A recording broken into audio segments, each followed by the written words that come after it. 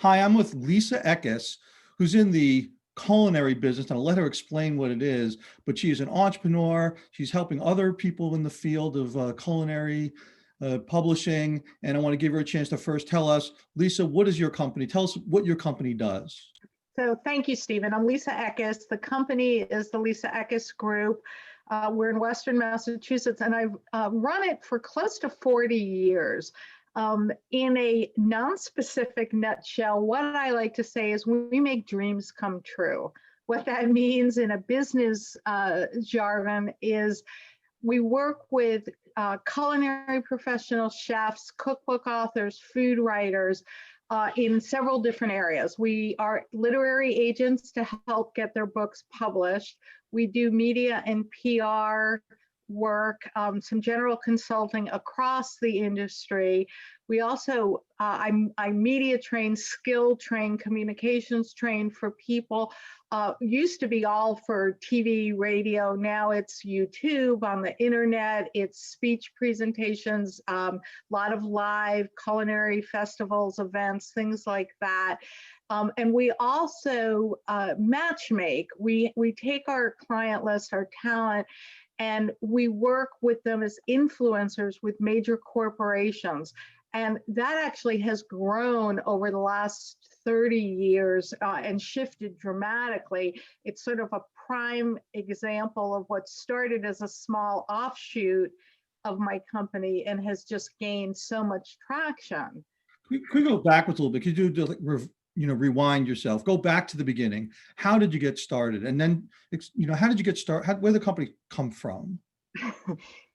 It came out of my passion, and it came out of I always read, which sounds sort of basic, but I love books, and I knew I wanted somehow in my life's work to be involved with books.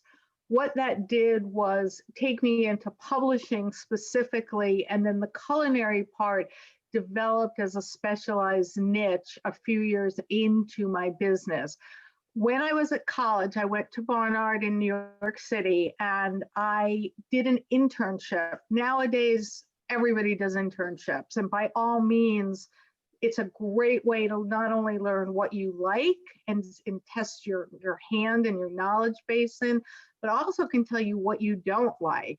I ended up with an independent literary agent in Manhattan, and I started part-time over a Christmas break. It was supposed to be 1 month. Absolutely fell in love with the work, the books, the whole environment. And I ended up staying on for a part-time paying job for 2 years through the rest of my college time. And that gave me a knowledge base. It gave me connections and resources in the industry. When I went to graduate from Barnard, and then it was pretty easy to get a job. People, there were recruiters, and they came in, and I had like 5 major publishers wanting me to come to work because I had 2 years of experience while I went to college. So I can't, and it's hard to get an internship. And often it has to be unpaid, but that's a really key. If you can do it, even if it's unpaid. So how did that transition into a business? Well, Random House, worked there for a year in book publicity, got an unexpected opportunity, which is also a point about sometimes the roads go off in a direction you never expect. And I was hired by an author who was a money manager on Wall Street. I thought, hey, I'm going to make a lot of money. My career is going to be in a direction. I worked there for a year, hated it, absolutely hated it. But I learned about finance. I learned about money, and I learned a whole other skill set, and I helped him grow his business. And then I was fired. Little known fact. I was fired. I still don't know why. It took me 10 years to get over, because how could I have not done my job? And I still don't have an answer for that, but I actually think, and this is a little self-aggrandizing, but I think I was threatening in some way. I mean, and this was a time, this is a long time ago. This is about 40 plus years.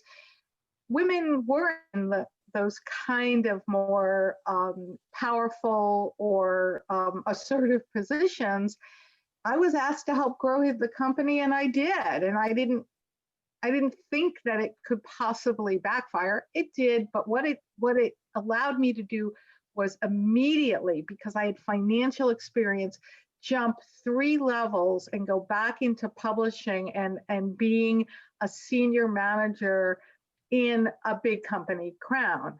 So I used that to parlay, and I could bring something to the table. And then I got married, because remember, it was 40 years ago. And what happens, you get married and then you go where your husband is working.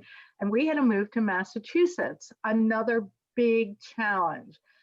The piece that got me where I am is that there was nothing like what I had been doing or wanted to do. And so I was like, well, I want to stay with books. I want to stay with doing publicity work. And I went to the head of the publishing department where I work. And at that time, there was no remote work. There was no telecommuting. You didn't have computers. I mean, it was so crazy. And I convinced them to let me take a handful of clients and work on behalf of the company. So I came in with a small base, but I was able to say, all right, here's my skill. I'm going to do this from home. At the beginning, I had to take a bus in every 10 days to show my face like I really was working, and here it is. You know, we didn't do fax. I remember thinking, do I need a fax machine? Is this email thing going to catch on? You know, it makes me sound like a dinosaur, but it was the way things move and change these days was just a whole other world. So I'm doing this for like a year and a half, and I'm loving it, but I'm like, all my clients are coming from one source. That makes me really dependent on making sure that connection, those contracts last. Probably not the best idea. I did not, well, what I had was some mentors, which was the woman who had employed me when I was in college. So I had a sounding board. I had someone who really wanted to help and see me succeed. So I could go to her and say, hey, what do you think of? And she's still my mentor. I mean, it's amazing and wonderful. But what I didn't have was the support of other women. There weren't groups, there weren't business groups. There was nobody to ask, well, what should I charge? What do I do? How do I handle this? Not the advice you want, but I made it up. I just made it up as I went, and it either flew or it didn't, or it didn't. And that's how I learned. I paid attention. I did find that I often undervalued my work in terms of financially putting a price tag on it. So slowly, it's like, do I want a lot of work, or am I afraid of what if it's too much money? So I learned. I spent a lot of time in my head processing and thinking about what makes sense. I followed my gut.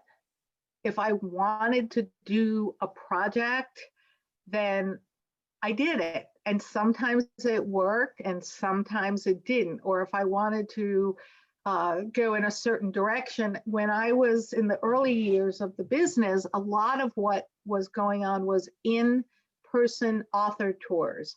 I would book the media, the TV, the radio, the special dinner, the print interviews. And what I was hearing, took me a little while to pay attention, but what I was hearing was the producers saying, well, I don't know what recipe they should make. Well, how are we going to do this? We don't have a kitchen. It was all questions. And my authors were like, we don't know how to do a demo live on TV. What do we do? So I put together a media course. It was like, well, there's a need, there's a niche. Again, I made it up. I mean, I knew what I was doing because I kept learning, I kept growing, but no one said, oh, here, do you want to do it? I sort of created it. When you talk about learning, you said, I keep on learning. Like, it was just, I know you made it up, but there's got to be some way that you can, so were there any models to follow? And I know in those days, there wasn't there was TV, but there wasn't the internet piece. But how did you I asked questions. I would talk to the producers. Tell me more. What to you makes a good segment? What do you want to see? I asked a million questions, and my last question usually is, what haven't I asked you that you think I should know? And I can't, that's sort of like this great secret gift because people want to share. And even if I'm presenting something at the end, I might say, I'll say, so is there something I didn't tell you or that you want me to know about your business or you? And it's a great learning tool. Of course, I read, I read magazines and I read newspapers. There wasn't a lot to read on the internet, but I asked for feedback and I didn't take constructive criticism, feedback negatively. I used it to learn. That feedback tool is invaluable. Yeah. So often we go in, but we don't ask to take out. Sometimes that I think about entrepreneurs that I've worked with, they feel like if they're not confident and know all the answers, that if they ask the questions, they'll look like they're weak and not valuable. What are your thoughts about that sort of your ability to sort of ask about that, almost asking your customers what you could do better? And some people are like, I need to have all the answers, so I'm not really comfortable doing that. Right. I think that's a major fallacy and trap that a lot of entrepreneurs fall into. It took me many decades, but to actually realize that what we're talking about is vulnerability, and vulnerability can be a strength, not a weakness. We tend to think of it as a weakness, but if I say to you, Stephen, I don't understand accounting 101. Can you help me? Or what course do I need? Or what reading should I do? Most of the time you're flattered because I'm asking you for something. There are people who are always going to think they need to have all the answers. One of my basic tenets is it's okay to say, I don't know, but let me find out. Let me do the homework. There is no way we can all know everything, and we make mistakes. We're gonna make mistakes, and I mean, it's why incredibly successful businesses of 50 years or 100 years go under. Everything changes, and you have to go in with like major vulnerability of what is this telling me? How do I respond? And I mean, the talent representation side of my business, I started 3 different times. And each time I sort of shut it down because it wasn't making enough money. I just couldn't figure out how to market it in a way that worked. And in the end, the same way I started it is what we're doing today, but the timing wasn't right. I was sort of ahead of what the companies needed. They didn't understand necessarily that I could bring them an asset. So sometimes you're shelving something, but don't throw it away. Put it in the manila folder, or put it in your e-folder, but it has lessons to take forward. So, this issue, I'm gonna go back to the mentorship that you have.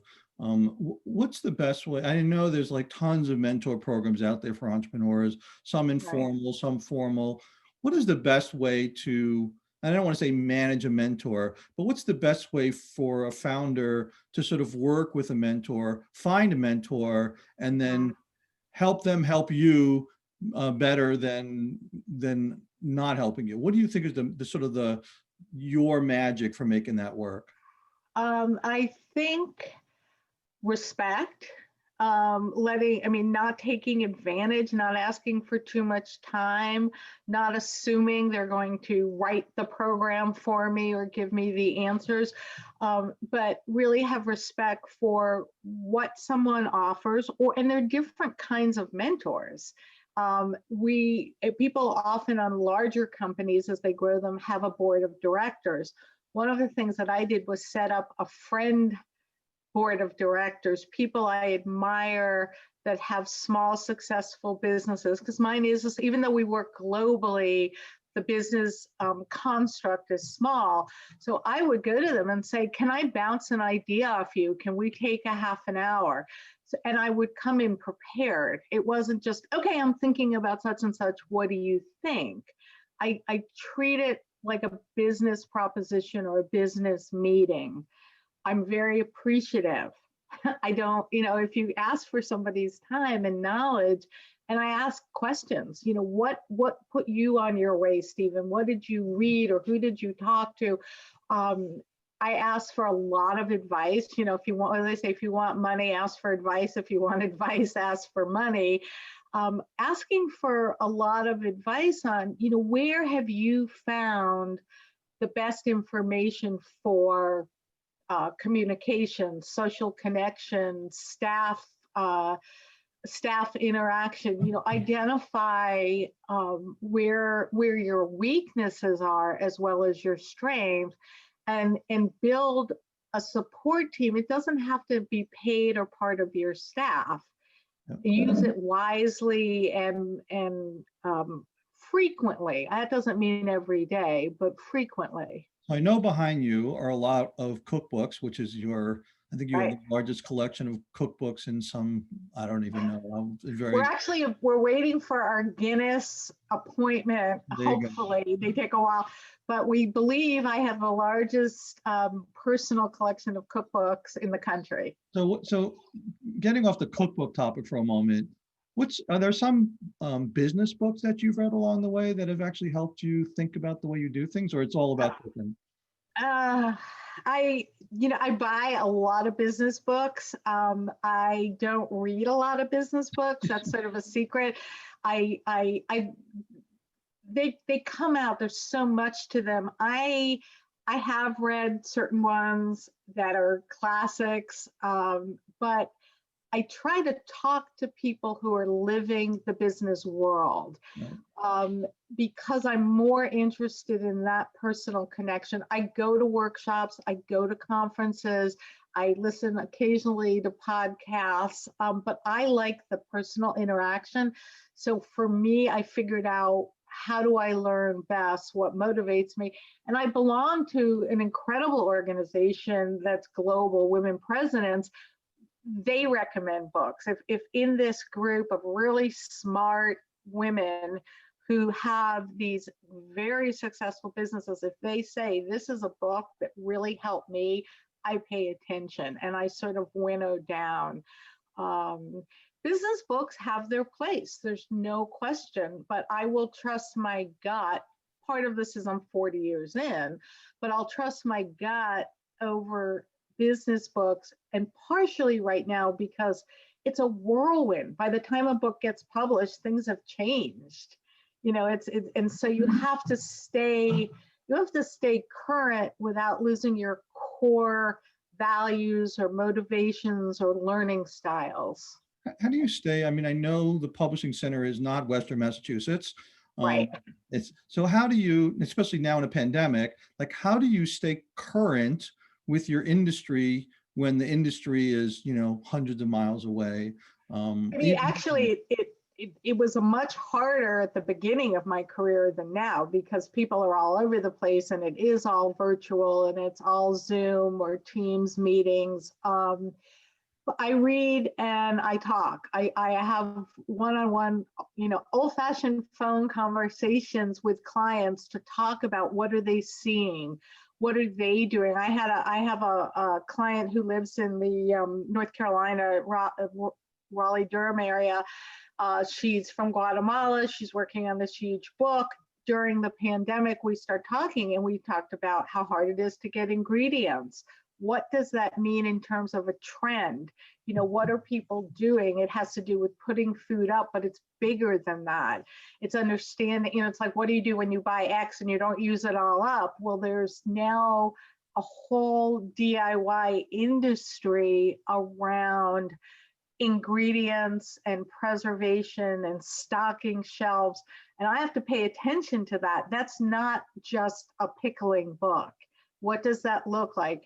Is that going to go into architecture and design of how people are, how they're using their homes and their space. So I have to pay attention to that. I read a tremendous amount, and I talk a tremendous amount, and I try to listen at this point to workshops that are relevant in my industry. You read, you mean you read cookbooks to find out what other people are doing, or read things about? I read a lot of things online. I mean, I prefer to read in what I call real hard copy, but newsletters, blogs, things that the daily trends of what's going on, to see where there's repetition. I look around me. You know, I'm not at the grocery store nearly as much, but I look around me. What's shifted? What's, you know, what does that tell me about how people are thinking about cooking and food? There's no more tours anymore. You know, TV is, I mean, there's a million channels, but the way we would have somebody say on 3 local TV shows, that just doesn't exist in markets. So what's the shift, and how do I get my clientele to be on and in the most current mechanisms of sharing their information, their cookbook, their food philosophy, their weight loss strategy, any of that. So if you were starting a business again, or someone who's starting business again, or starting from the beginning, when you think about the trends in food business, food industries, what are the areas? I mean, the pandemic is one thing, post-pandemic is another thing. What do you think? And I've seen a lot, you know, being a professor of entrepreneurship, I see a lot of students coming up with new products and trying to get, you know, more sustainable products or healthy products or whatever it is. What are the trends for entrepreneurs that they should be looking at? Where might the opportunities be beyond being an author, but where might the opportunities be? Right, there's a lot of opportunity for products, no question about it. And then, you know, first there's a product, and then there's a how to use it or how to integrate it into your life. And I mean, certainly, you know, more things that are more healthful and are more sustaining. We have gotten into an environment economy where everything's disposable. And if you think, you know, and from razors to, you know, the container something comes in, but as the environment is not only more impacted, but people care more, I think I hope we'll go back to items that have a longer shelf life, that have more sustainability, that isn't just throw out what I used once or twice. I think that's where we're going. I'm flabbergasted and thrilled at all the new aspects in food and in health and wellness. I mean, when I hear ideas, some from your students, and I'm like, wow, that's really great. And next thing I know, it's like, well, yeah, it actually exists. People are pushing forward, and wellness, health, that all relates.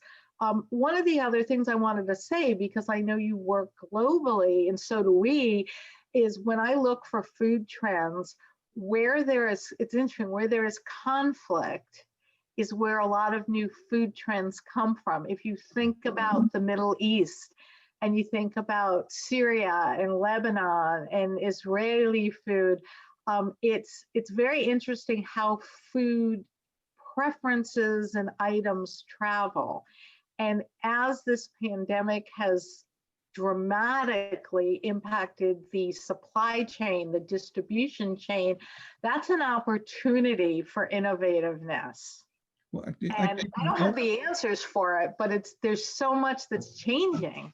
I'd like to understand that a little bit. So where there's conflict comes around new trends in food.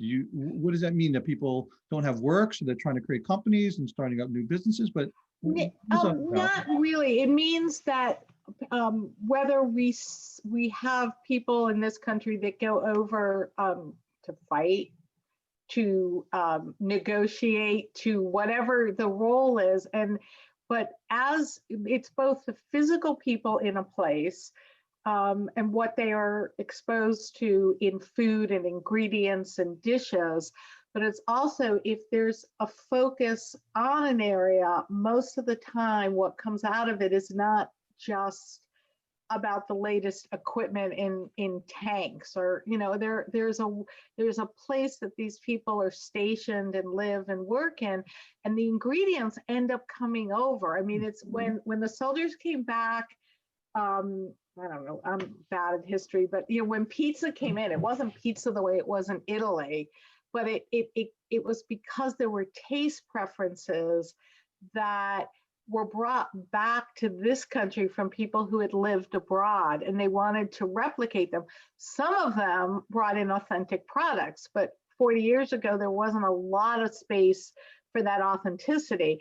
Chuck Williams of Williams Sonoma, who was like, wow, I can import products from France first, and then he expanded, but he had the people in the country have to be ready for it. There has to be a mechanism for informing and educating. And so it very much relates to my going down the road of food, because nobody was paying attention really to cookbooks, to the people writing about food. And I took that just because I loved it, not because someone said, here's a great open area of opportunity.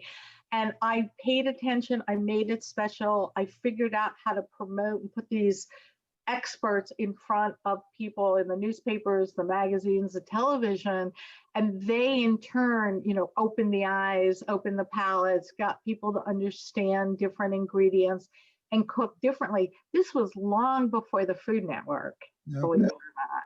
So as you help prepare the next generation to inherit your business, how do you, your daughter, I think, is moving into. Sally is a partner in the business. So how do you help her learn about the industry and learn about business, and not just your gut, but teaching her how to have her own gut, but also how to sort of navigate the world? What's the best way for young people? I mean, family business is big around the world. And the question is, how do you prepare? You have to go bigger. You can't, if she just followed me, we wouldn't succeed. She won't succeed because it's so different. I have this couple of different expressions. Like I always say, people say, keep the door open, don't just walk away, keep the door. And I sort of say, keep the doors and the windows open. Windows are harder to get through, but there's a lot more of them. So, look around your space. Don't just think outside the box. Think about getting rid of the box, because we were raised in think outside the box, but what if there wasn't a box? So having, I'm not nearly as smart and up to date on all the current mechanisms, technology, and that also has to do with trust, trusting that what is new now, that, I don't really care about learning all the mechanisms of how to do online Zoom calls. What I care about is sharing my knowledge. So how do you build a skill set that's needed? It's absolutely needed within our company. I trust her to go and build that for us. Do you have any examples of something that she learned that did not come from you, that she's incorporating into the core of the business? A lot about social media, for sure. There weren't blogs, there weren't places for me to go and discover talent. She goes and actively searches for talent online, and she follows the trends, the people, the bloggers, and where in the beginning of on the literary agent side, everyone came to us and we either accepted or didn't. That was like 100% of how we got our clients. Now 90% is we go after them because we identify something that we think is saleable. And she really drove that shift of, who do I want? Who are we missing? What are we missing? One of the things I want to say that we did very well early without any intentional intent was have a very diverse clientele. hugely diverse without, saying, oh, we're going to do this or that. And that has positioned us, particularly in light of current politics and environment, in a very positive way. Yeah. I would think that, I mean, what comes to mind? I mean, you think about diversity, obviously there are different countries, goes back to your international piece where in places of conflict, but where do you think is the next food genre that may be sort of coming, growing and entering into our world beyond what has been there? And then I know the Middle East is growing in the area, but what do you think is next? I don't know if it's next as much, which is the crystal ball that I don't have, although I've done pretty well with sort of watching things evolve. But um, it's actually sort of a backwards thing in that it's that preservation. It's in food banking in our pantries. It's in full usage. We're seeing it now, but even when, and God willing, it'll be soon that, pandemic is over, the way people think, I think, has shifted greatly.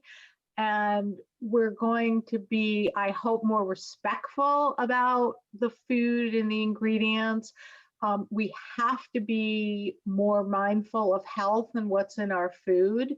And that's completely being validated by the huge rise of veganism, which has exploded. You may or may not want to be plant-based, but the reality is that there are aspects that speak to our health and our well-being and our self-sufficiency. I think I would say self-sufficiency would be the word that will grow other kinds of topics. I would think in your world, with the winter sort of emerging out, although we're having a warm weekend, which is not expected, but it's exceptional. And that everyone in the Northern Hemisphere is going to have to deal with the lockdowns and eating home more often. I'm assuming that cooking is growing because we're not going to restaurants like at least those of us are used to doing that. Is that? Yeah, home cooking is definitely increasing. However, it doesn't have a direct proportion to any of our sales growth, because people they would say, well, cookbooks must be soaring because people are eating at home more. Some cookbooks by some authors, but if you think about how much unemployment there is, if you think about, people are not necessarily going to go out and plop $35 down for a big full color book. I wish they would, and for the ones we represent, but most people cook four or fewer recipes from a cookbook.